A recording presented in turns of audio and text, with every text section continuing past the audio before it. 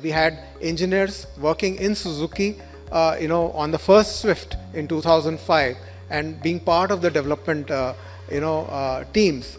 And thereafter, those engineers who came back, developed the first, the second generation Alto in 2012, and in 2016 we, we launched the Brezza, and that was totally developed by Maruti Suzuki engineers, and that was over a period of time.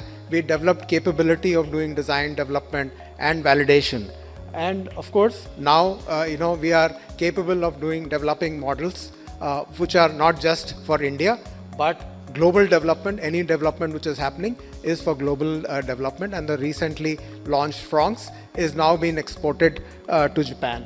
Scale is very, very important. We're talking about GCCs. When we were doing, we had only one technical center, which was in Japan.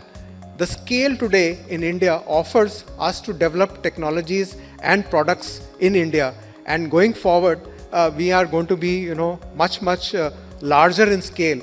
Going forward, we can talk about it a little later. Speed is very, very important in new product development. We need to synergize. We need to work with startups, academics, and therefore develop new technologies. Legacy companies have always a challenge of developing technology. New technology development is happening at the startups. How do we leverage that? We need to develop new technologies, which we work along with our suppliers who are primarily giving us the technology.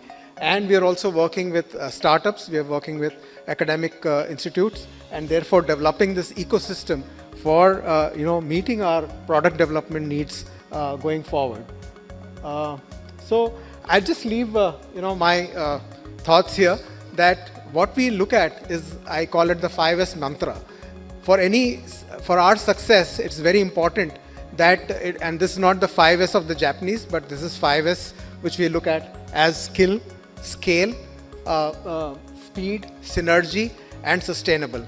So whatever we do in our product development cycle, whatever we have to do, efficiency improvement, we have to do this. We have to improve our skill.